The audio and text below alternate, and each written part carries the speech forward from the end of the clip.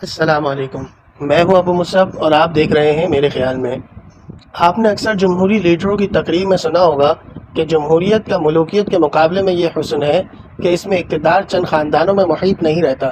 بلکہ تمام انسانوں کے درمیان اوپن رہتا ہے، جس کی وجہ سے کمپٹیشن لیول ہائی ہوتا ہے اور اس کی وجہ سے بہترین ٹیلنٹ اوپر آتا ہے، بشرطے کہ جمہوریت اپنے صحیح خد و خال پر قائم ہو۔ خلافت راشدہ کے ابتدائی دور میں اس بات کو انتہائی برا سمجھا جاتا تھا کہ خلیفہ اپنے رشتہ داروں میں سے کسی کو عہدے دے رہا ہو یا وہ اپنے بعد اپنے بیٹے کو خلیفہ بنائے۔ چنانچہ حضرت عثمان رضی اللہ عنہ کے اوپر یہ اعتراض شد و مد سے اٹھایا گیا کہ انہوں نے اپنے رشتہ داروں کو عہدے دیے۔ امیر معاویہ رضی اللہ عنہ نے جب یزید کی ولی عہدی کا اعلان کیا تو جن صحابہ نے اس کی مخالفت کی انہوں نے یہی نکتہ اٹھایا کہ اس طرح تو اسلامی خلافت کیسر و کسریٰ کی ملوکیت کے سانچے میں ڈل جائے گی۔ حضرت عمر رضی اللہ عنہ کے آخری دور میں انہیں یہ رائے دی گئی کہ آپ اپنے بعد عبداللہ ابن عمر رضی اللہ عنہما کو خلیفہ نامزد کر دیں۔ انہوں نے اس کی شدید مخالفت کی اور 6 حضرات کو نامزد کیا کہ ان میں سے کسی ایک کو خلیفہ چن لیا جائے۔ بعض روایتوں سے پتہ چلتا ہے کہ عبداللہ ابن عمر رضی اللہ عنہما کو بھی شامل کیا گیا کہ ان سے بھی مشورہ لے لیا جائے، لیکن یہ خلیفہ نہیں بن سکتے۔ اسی وجہ سے بعض لوگ حضرت علی رضی اللہ عنہ کے بعد حسن رضی اللہ عنہ کے خلیفہ ہونے پر بھی اعتراض کرتے ہیں،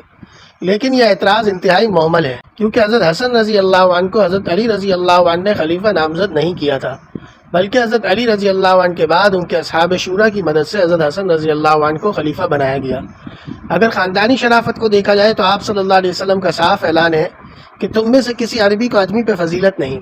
لیکن اس کے باوجود سید خاندان کا اعزاز مسلم ہے۔ اہل سنت ہو یا اہل تشیع، سید خاندان کا احترام قدیم زمانے سے آج تک مروج چلا آ رہا ہے۔ یہ خاندان عام خاندان بھی نہیں۔ حضرت آدم علیہ السلام کے زمانے سے نبی پاک صلی اللہ علیہ وسلم تک تمام بڑے بڑے انبیاء اسی خاندان میں آئے، یہاں تک کہ باپ کے بعد بیٹا، اس کے بعد اس کا بیٹا، اس طرح بھی کئی پیڑھی تک لگاتار نبوت کا سلسلہ چلتا رہا۔ حضرت ابراہیم علیہ السلام کی اولادوں میں زیادہ تر انبیاء بلکہ تمام ہی انبیاء حضرت اسحاق علیہ السلام کی اولاد سے ہوئے، اور جب آخری نبی کسی اور خاندان سے آئے تو وہ بھی ابراہیم علیہ السلام کی اولاد سے ہی آئے، تو اس خاندان کا اعزاز اللہ کے یہاں آدم علیہ السلام کے زمانے سے ہے۔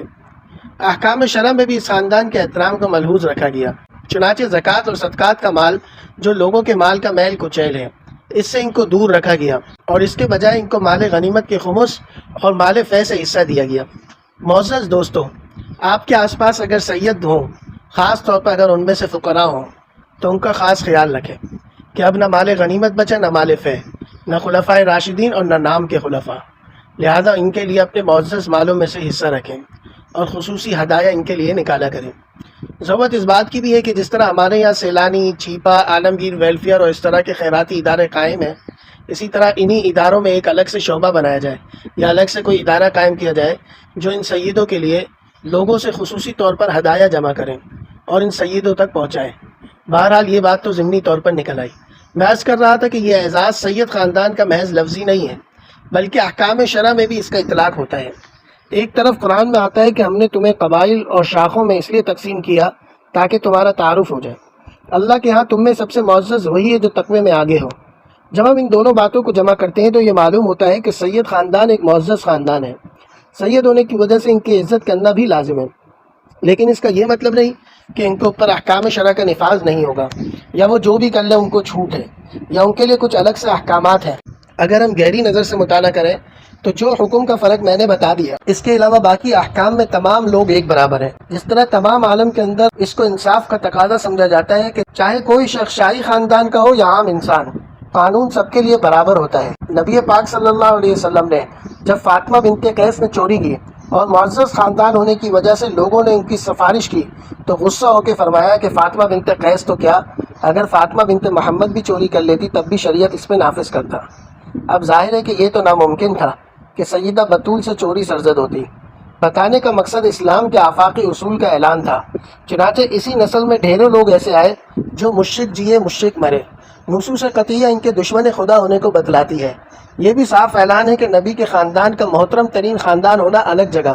لیکن اس کی وجہ سے ان پہ شرعی ذمہ داریاں بڑھتی ہیں، کسی ذمہ داری سے استثناء حاصل نہیں ہوتا، نہ ہی ان کو اس کی وجہ سے کوئی شرعی خصوصیت حاصل ہوئی۔ جس طرح آج اہل تشیع کہتے ہیں اسی طرح اسی زمانے سے لوگوں میں یہ مشہور ہونا شروع ہو گیا تھا، جس کی وجہ سے لوگ بارہا حضرت علی رضی اللہ عنہ سے پوچھا کرتے کہ کیا کچھ آپ کی حضور صلی اللہ علیہ وسلم کی طرف سے خصوصیت ہے یا آپ کے پاس کچھ الگ سے بھی موجود ہے؟ جواب میں حضرت علی رضی اللہ عنہ صاف فرما دیتے کہ میرے پاس الگ سے ایسی کوئی شرعی دستاویز نہیں ہے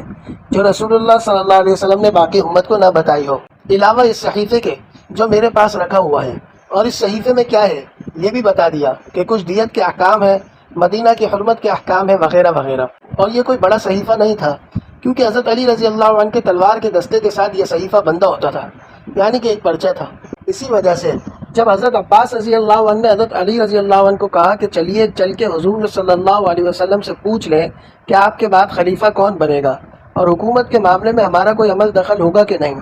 تو حضرت علی رضی اللہ عنہ نے صاف منع کر دیا کہ میں نہیں پوچھوں گا، کیونکہ یہ بات قرین قیاس تھی کہ حضرت علی رضی اللہ عنہ کی خلافت کے زیادہ مستحق ہوں بھی تب بھی نبی پاک صلی اللہ علیہ وسلم اپنی قرابت داری کی بنا پر حضرت علی رضی اللہ عنہ کو یہ منصب دینا شاید قبول نہ کریں، کیونکہ عربوں کے رواج کے مطابق اگر کسی شخص کا بیٹا نہ ہو تو اس کا بھائی اس کی گدی سنبھالتا ہے، اور اسی رواج کے مطابق حضرت علی رضی اللہ عنہ نبی پاک صلی اللہ علیہ وسلم کے بعد خلیفہ بننے کے ایک بڑے امیدوار تھے۔ اور نبی پاک صلی اللہ علیہ وسلم نے جتنے صحابہ میں سے خلفاء بنے، حضرت ابوبکر صدیق، حضرت عمر، حضرت عثمان، حضرت علی، حضرت حسن بن علی، یہاں تک کہ امیر معاویہ رضی اللہ عنہ، ان سب کو کچھ نہ کچھ ہدایات ایسی دی تھی جن سے ان حضرات کو یہ امید ہو چلی تھی کہ نبی کے بعد خلافت و امارت کا بار ان کے اوپر آئے گا۔ تو حضرت علی رضی اللہ عنہ جو اپنی علمی صلاحیت کے لحاظ سے بلند پایا رکھتے تھے، انہوں نے یہ فیصلہ کیا کہ جب رسول اللہ صلی اللہ علیہ وسلم خلافت اور بعد از نبی حکومت کا فیصلہ لوگوں پہ چھوڑ کے جا رہے ہیں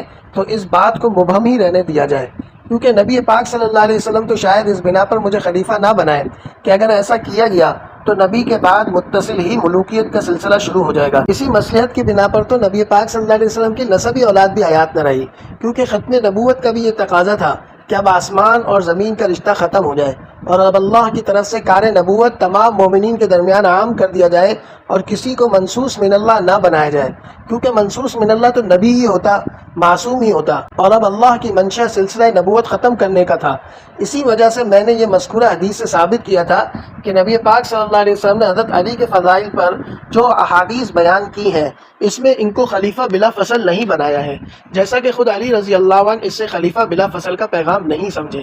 لیکن ایک صاحب نے اس پر اعتراض کیا کہ حضرت علی رضی اللہ عنہ نے جب ابوبکر رضی اللہ عنہ کے ہاتھ پر نبی پاک صلی اللہ علیہ وسلم سے وصال کے 6 ماہ بعد بیعت کی تو وہ واقعہ بھی تو بخاری میں ہی موجود ہے، جس میں حضرت علی رضی اللہ عنہ نے صاف کہا کہ آپ نے میرا حق مارا ہے۔ اس سے پتہ چلا کہ حضرت علی رضی اللہ عنہ خلافت کو اپنا حق سمجھتے تھے، اور ان نصوص تھے جن کا گزشتہ اقساط میں ذکر ہوا ہے، دعوت ذی العشیرہ، حدیث منزلت اور حدیث خم، اس سے خلافت بلا فصل کے نظریے ثابت مانتے تھے۔ پھر کہتے ہیں کہ چونکہ یہ حدیث صحیح ہے لہذا اس سے پتہ چلا کہ جو واقعہ آپ بیان کر رہے ہیں وہ ٹھیک نہیں۔ پہلے تو یہاں پھر وہی بات کروں گا جو پہلے ایک بار کہہ چکا ہوں کہ اس سے یہی کیوں پتہ چلا کہ جو واقعہ میں بیان کر رہا ہوں وہ ٹھیک نہیں ہے؟ یہ بھی تو ہو سکتا ہے کہ جس واقعے کی طرف آپ اشارہ کر رہے ہو وہ ٹھیک نہ ہو، لیکن در حقیقت دونوں ہی واقعات بالکل ٹھیک ہیں، کیونکہ دونوں ہی حدیثیں صحیح ہیں، اور یہاں بھی آپ حضرات نے حدیث کے معنی کو موڑا ہے۔ تو اب ہم اس حدیث کی طرف چلتے ہیں اور دیکھتے ہیں کہ اس میں کیا بیان ہوا ہے۔ لیکن اس سے پہلے آپ حضرات سے گزارش ہے کہ اگر آپ کو چینل مفید لگتا ہے تو اس کو سبسکرائب کر لیں، اور اگر یہ ویڈیو بھی کسی کے لیے مفید لگے تو اس کے ساتھ شیئر بھی کریں۔ ویڈیو اپنی رائے کا اظہار بھی ضرور کیجیے، اور سمجھ آئے تو لائک بھی کیجیے۔ روایت میں آتا ہے کہ حضرت علی رضی اللہ عنہ نے نبی پاک صلی اللہ علیہ وسلم کی وفات کے 6 ماہ بعد جب تک کہ حضرت فاطمہ رضی اللہ عنہ حیات رہی حضرت ابوبکر رضی اللہ عنہ کے ہاتھ پر بیعت نہیں کی۔ 6 ماہ کے بعد حضرت علی رضی اللہ عنہ نے حضرت ابوبکر رضی اللہ عنہ کو پیغام دے کر بلوایا۔ حضرت ابوبکر رضی اللہ عنہ پہنچ گئے۔ اب گزارش ہے کہ آنکھیں کھول کے اچھی طرح دیکھ لیں حضرت علی رضی اللہ عنہ کیا فرما رہے ہیں۔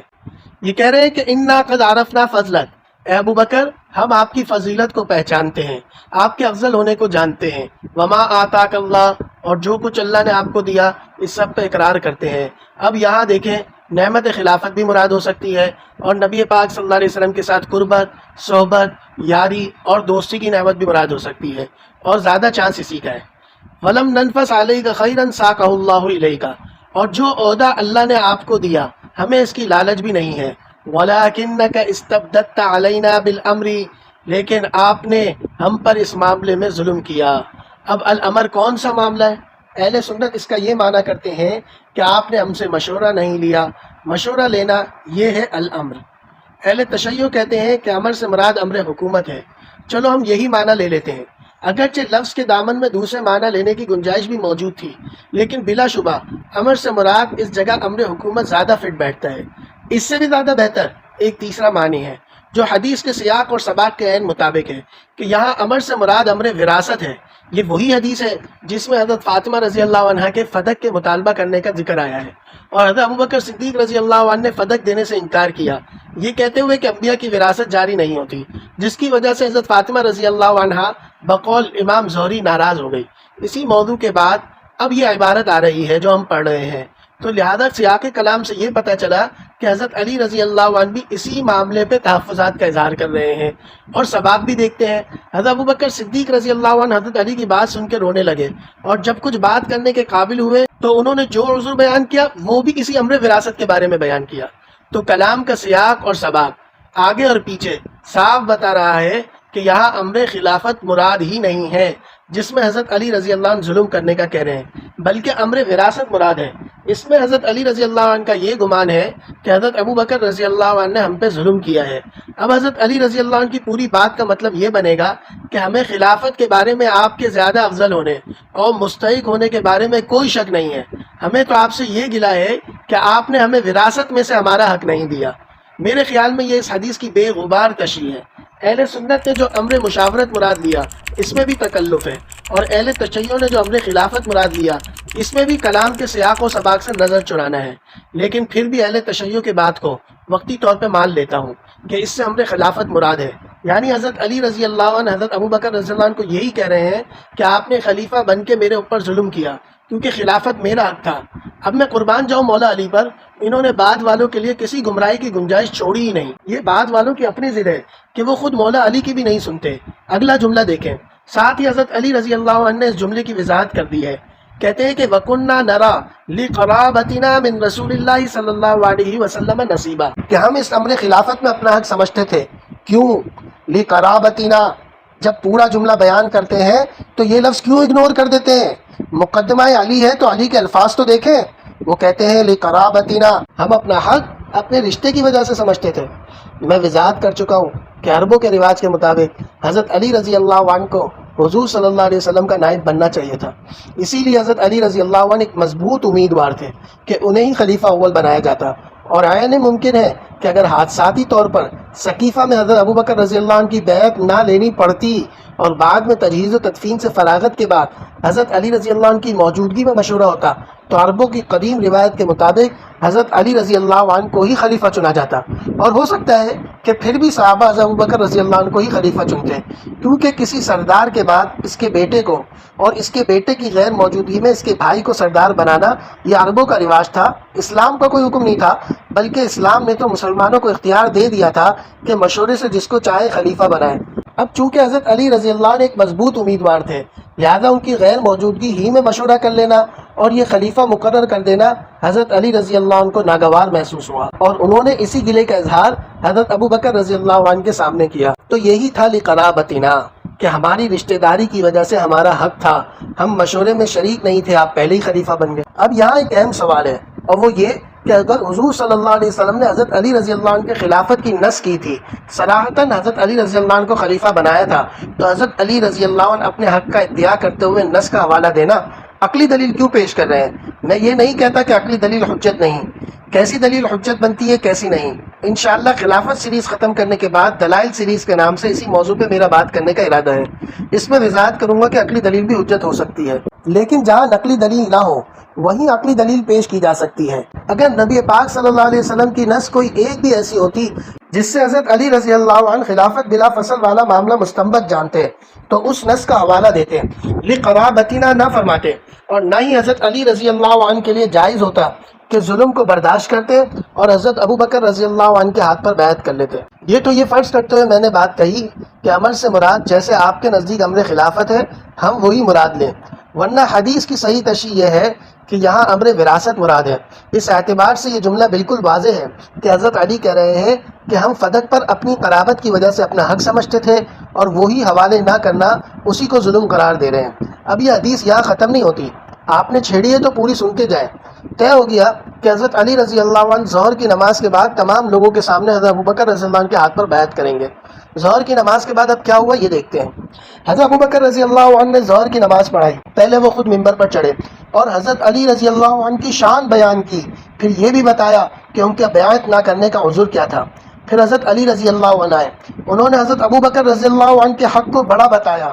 اب مجمع عام میں حضور کا یارانہ اور حضور کا گھرانہ ایک دوسرے سے محبت کا اظہار کر رہا ہے۔ کون ہے جو ان کو ایک دوسرے سے دست و گریباں عوام کو دکھاتا ہے؟ اب روایت کا وہ حصہ آپ کے سامنے آ گیا جس حصے کی بنا پر صاحب نے اعتراض کیا تھا کہ حضرت علی رضی اللہ عنہ خود کو خلیفہ بلا فصل سمجھتے تھے، تو لہذا آپ کی بیان کردہ روایت ٹھیک نہیں ہے۔ اب غور فرما لیں کہ حضرت علی رضی اللہ عنہ حضرت ابوبکر رضی اللہ عنہ کی فضیلت کو جانتے تھے، کھلے عام اس کا اظہار کرنے سے کتراتے نہیں تھے، اور وہ خود کو نبی کی یا رب کی نص کے مطابق خلیفہ بلا فصل نہیں سمجھتے تھے۔ لہذا وفات سے 3 دن پہلے کی جو روایت میں نے آپ کے سامنے ذکر کی تھی، اس روایت سے اس کا کوئی تعارض ثابت نہیں ہوتا۔ حضرت علی رضی اللہ عنہ اگر آپ نے جو مطلب بیان کیا ہے اس مطلب کے مطابق اگر خود کو خلافت کا اہل سمجھتے بھی تھے تو وہ اپنی قرابت کی وجہ سے سمجھتے تھے، نہ کہ نص شرعی کی بنا پر۔ اور یہی ہمارا موقف ہے کہ حضرت علی رضی اللہ عنہ خلافت کے اہل ضرور تھے، مستحق بھی تھے، لیکن کسی نص کی بنا پر نہیں تھے بلکہ قرابت رسول کی بنا پر تھے۔ اور کسی کا قرابت دار ہونا تو یہ اس کا اپنا کمال نہیں ہوتا بلکہ یہ تو رب کی عطا ہے۔ اگر یہ قرابت نہ بھی ہوتی تب بھی حضرت علی رضی اللہ عنہ کا اپنا مقام ہی اتنا اعلیٰ تھا کہ وہ پھر بھی خلافت کے بھرپور اہل تھے، لیکن حادثاتی طور پر یہ بار خلافت حضرت ابوبکر رضی اللہ عنہ کے نہ چاہتے ہوئے بھی ان کی گردن میں آ گیا، کیونکہ حضرت علی رضی اللہ عنہ کی خلافت منصوص من جانب الشرع نہیں تھی، لہذا ان کی جگہ مشورے سے ابوبکر، عمر اور عثمان رضی اللہ عنہم کا خلیفہ بن جانا کوئی غیر شرعی عمل نہیں تھا۔ آج کی ویڈیو کچھ لمبی ہو چلی، جیسا کہ میں آپ کے سامنے کئی مرتبہ دعویٰ کر چکا ہوں کہ اگر ہم دعوت ذی العشیرہ، حدیث منزلت اور حدیث ثقلین سے خلافت بلا فصل کا نظریہ تسلیم کر لیں تو دلائل کا ایک سمندر ہے جس کی مخالفت لازم آئے گی۔ اگلے ہفتے انشاءاللہ خلافت سیریز کے آخری قسم میں اسی دعوے کے ثبوت کو محدود وقت میں جتنا پیش کر سکا پیش کرنے کی کوشش کروں گا۔ اب اجازت دیجیے، السلام علیکم ورحمۃ اللہ وبرکاتہ۔